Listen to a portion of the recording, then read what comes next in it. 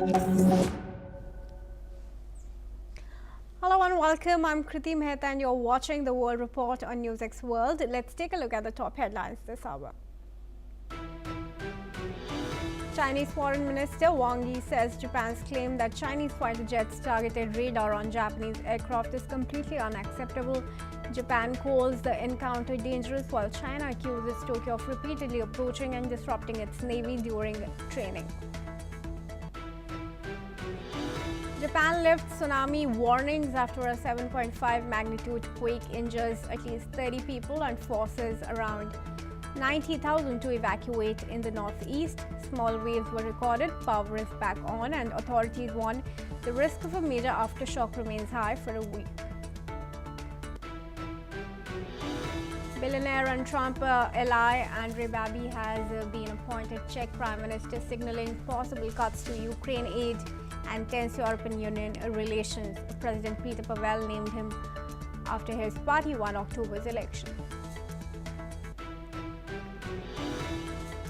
German Chancellor Friedrich Merz says the new US national security strategy unveiled last week contained parts that were unacceptable to us from a European perspective. Russian drone attacks hit Sumy for a second time in 24 hours, with more than 10 strikes in half an hour, knocking out power across the city. Authorities say critical infrastructure is running on reserve as the region copes with the blackout. Honduran candidate Salvador Nasrallah accuses rival Nasri Asfura, who's backed by President Trump, of stealing the election, as Asfura holds a narrow lead. Nasrallah claims system failures and manipulation occurred as ballots favoring him were being counted. European Union climate monitors say 2025 is on track to the 2023 as the second hottest year ever recorded, following 2024's record heat. Global temperatures from January to November were 1.48 degrees Celsius above pre-industrial levels.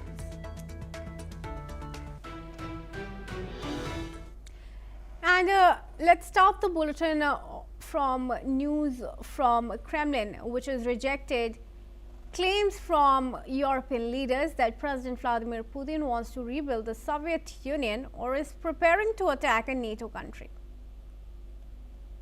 German Chancellor Friedrich Merz said that Putin aims to bring back the old Soviet Union, but Kremlin spokesman Dmitry Peskov called that not true, adding that restoring the USSR is impossible and that Putin has said so himself. Peskov also dismissed suggestions that Russia plans to strike NATO, calling the idea completely stupid. Moscow says Western leaders are misreading Russia's intentions as the war in Ukraine continues.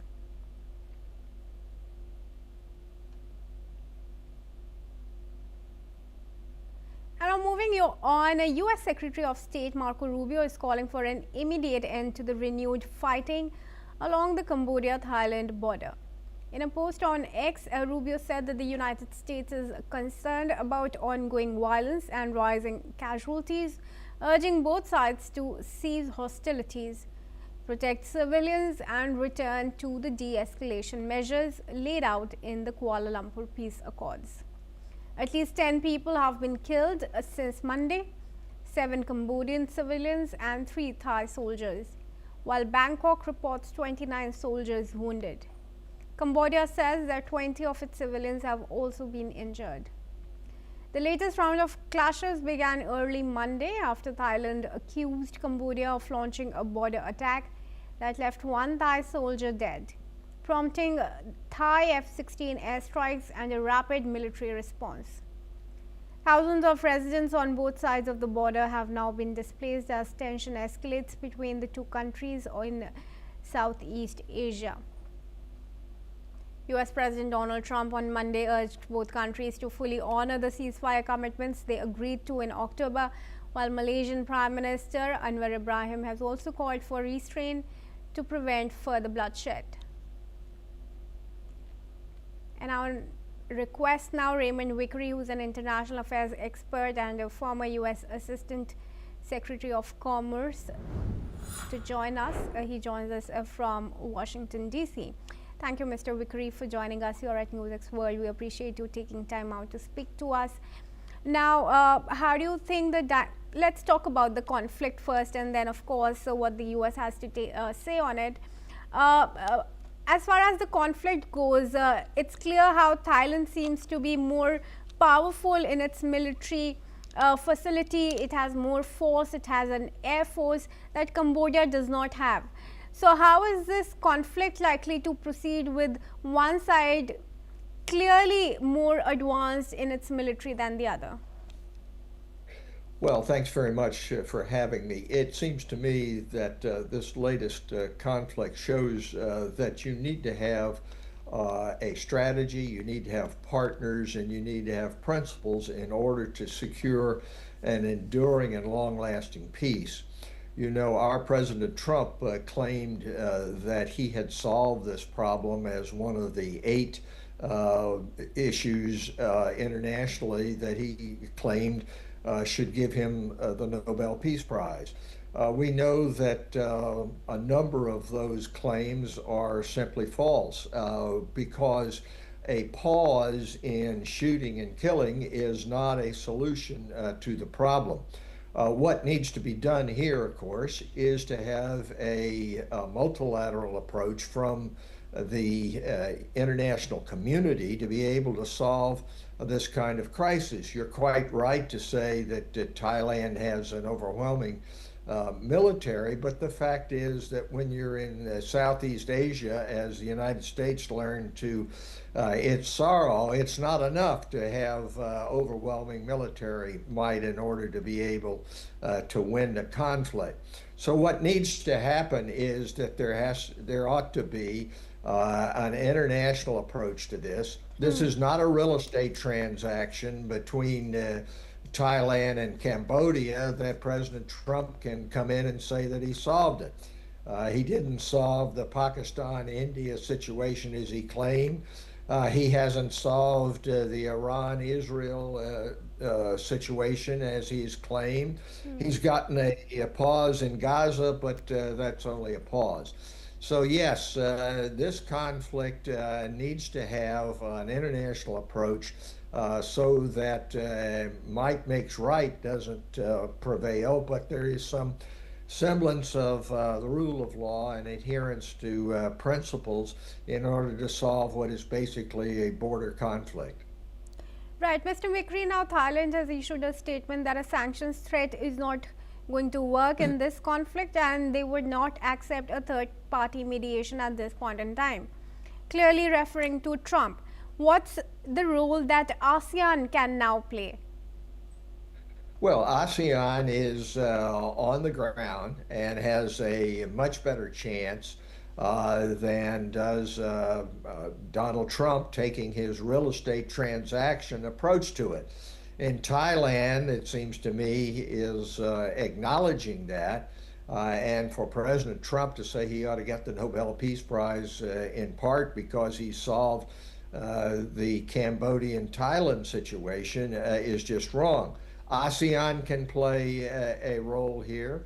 There are other organizations out of the United Nations and other places which can step in and provide some semblance of a resolution which has a chance of lasting, as opposed to just a simple transactional deal in which you get a photo op and you move on, which has been President Trump's approach. And it's no wonder that Thailand says they're done with that, and they want to have somebody else involved. Cambodia was relying on Trump and, like Pakistan, willing to give him all the credit for solving a problem, but it isn't a solution to have a deal made in just a simple photo op transaction. All right, do stay on with us, Mr. Vikri. I'd like your comment as we move forward as well. Now, in Moscow, Hungarian Foreign Minister Peter Shirato has said that Budapest will work to prevent what he calls attempts to obstruct peace talks over the war in Ukraine. He made the remarks during a bilateral meeting with Russian Foreign Minister Sergei Lavrov ahead of the session of the Russian-Hungarian Economic Committee. The visit follows Prime Minister Viktor Orban's late November trip to Moscow, where he pledged to continue importing Russian oil and gas despite European Union pressure. Hungary remains heavily dependent on Russian energy supplies, and the foreign minister is now saying that his government will support initiatives aimed at bringing both sides to the negotiating table. Let's listen in. De azt is tudjuk, hogy a béketeremtés nem volt könnyű és nem is lesz könnyű. Мы знали, что достижение мира не было легким и не будет легким. Понtosan tudjuk, hogy azok, akik eddig is gátolták a békefolyamatot, most is mindent megtesznek azért, hogy aláaknázzák. Мы знаем, что те, кто до этого препятствовал мирным инициативам, они будут продолжать это делать. De mi majd igyekszünk ezt leakadályozni. All right, I'd now request Mr. Vikri to join us back and give us his comments on the situation in Moscow now. Hungarian foreign minister making these remarks and saying that attempts to obstruct peace talks over the war in Ukraine will not be allowed. What role does Hungary really have, and how much of an impact can it have on the negotiations? Well, thanks again for allowing me to comment on this. It seems to me that what Viktor Orban and his government in Hungary are doing is trying to feather their own nest out of an international situation, which is the worst breach of the principles of the United Nations since World War II. The principles that you don't invade a neighbor, that you don't use violence to acquire a territory, had been largely responsible for keeping the peace for some 80 years.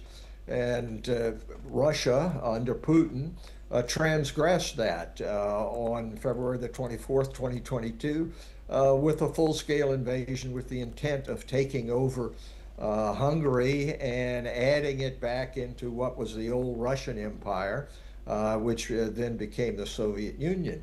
So the foreign minister of Hungary is basically parroting a Moscow line in terms of what the conflict is all about, and in hopes of being able to secure economic advantage.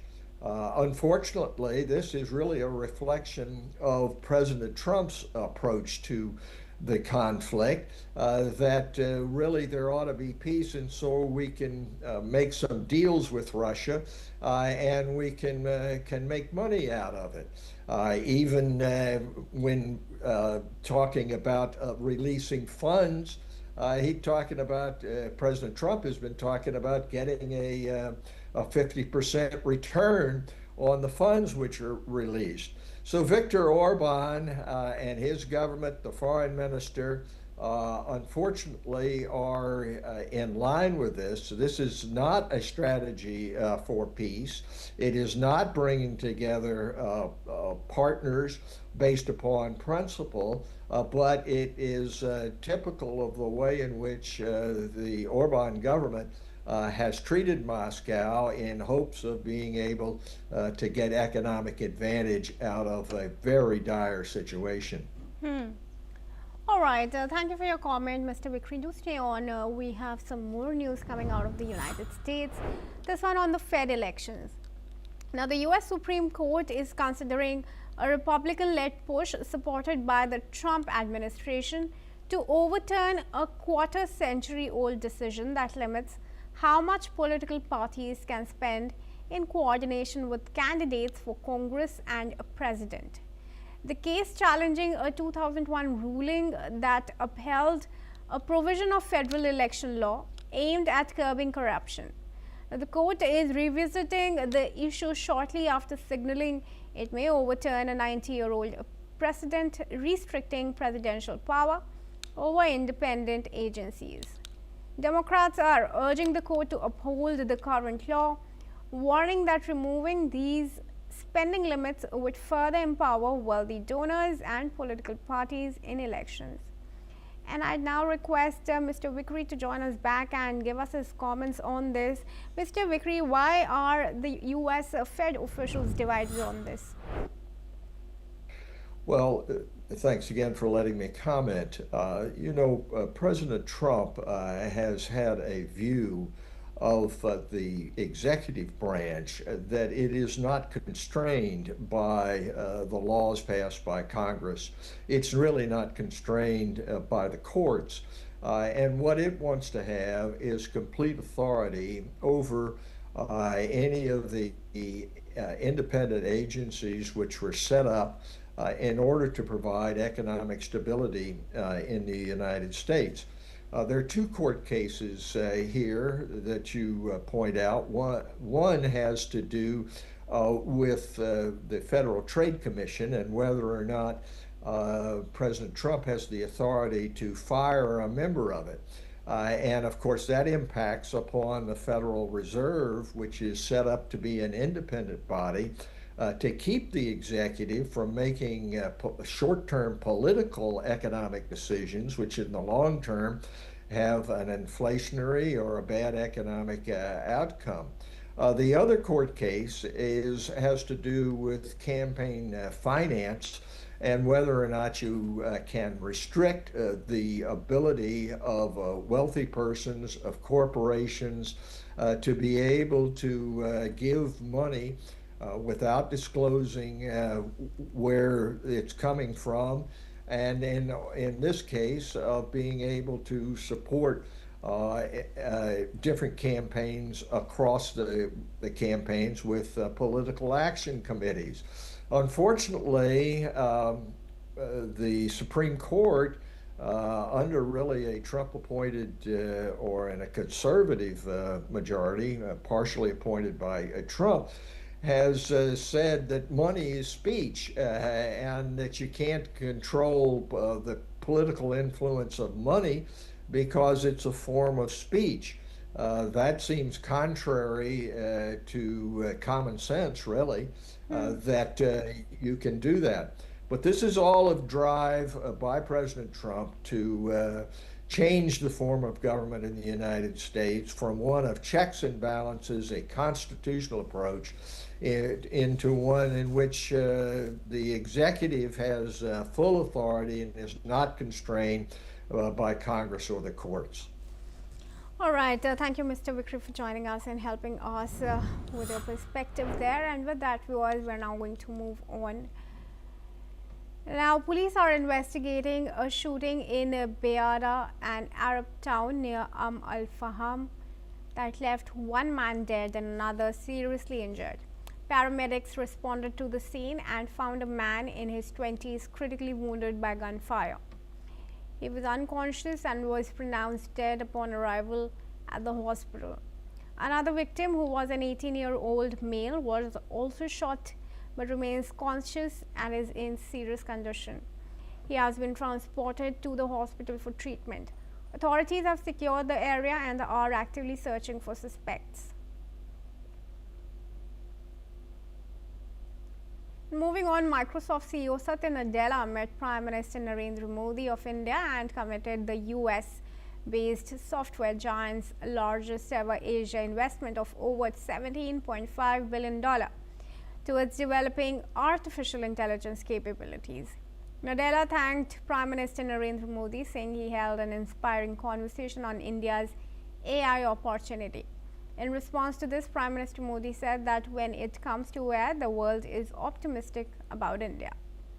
Microsoft's nearly $20 billion investment across 4 years underlines India's position as an uber valuable market for global software behemoths racing to build digital infrastructure. Now, in October, Google boss Sundar Pichai said he spoke to Prime Minister Modi and shared the US tech giant's plans for its artificial intelligence hub in Andhra Pradesh's Visakhapatnam, the US company's biggest ever investment in the country. Google partnered with Adani Group for a data center and AI base in Visakhapatnam. Amazon has also invested billions into building data centers in India. Last month, while addressing a conference in Delhi, The Prime Minister highlighted India's role in shaping a global framework for what AI should be and how it should function. And we now move on, viewers. Australia has enacted a world-first ban on social media use for children and teenagers under 16, causing millions of accounts to be deactivated. From today, platforms including Facebook, Instagram, TikTok, YouTube, and Snapchat are required to remove accounts held by users under 16 and prevent them from creating new ones. Platforms that don't comply face fines of up to $49.5 million. While most platforms have agreed to follow the law, X, which is formerly Twitter, is still in discussion with Australian authorities. The ban has sparked mixed reaction from parents, with some supporting it as a necessary step to protect children, while others, including one parent who has taught child to bypass age restrictions, are frustrated by the policy. Prime Minister Anthony Albanese defended the law, likening it to age restrictions on alcohol, saying the law sends a clear message about protecting young people online. The law has already drawn international attention, with several countries, including Malaysia and the European Union, signaling interest in similar bans. The e-Safety Commissioner is now monitoring how platforms are enforcing the ban and addressing potential challenges such as circumvention and appeals. And Paramount has launched a hostile takeover bid for Warner Bros. Discovery, challenging a deal already struck between the Warner Bros. Discovery and Netflix. Paramount's offer, which is valued at $108.4 billion, includes an all-cash bid of $30 per share, aiming to acquire the entire company, including its cable networks. This bid comes after Paramount's earlier offers were rejected, and it presents a higher value than Netflix's $82.7 billion deals from Warner Bros. Discovery's film, TV studios, and HBO. Paramount argues that its offer is more likely to pass regulatory scrutiny and provides immediate cash to Warner Bros. Discovery shareholders. The move bypasses WBD's board and appeals directly to its shareholders, with a bid open for 20 business days. Warner Bros. Discovery's board has not yet changed its recommendation to back Netflix, but must advise shareholders within 10 business days. Both deals face potential antitrust reviews.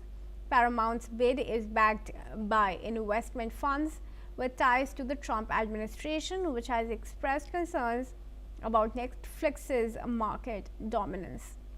This bidding war could reshape the entertainment industry, with major implications for streaming film and TV markets. If WBD breaks its deal with Netflix, it would face a $2.8 billion breakup fee. And that's a wrap on America 360. Keep watching NewsX World for more international news updates from around the world.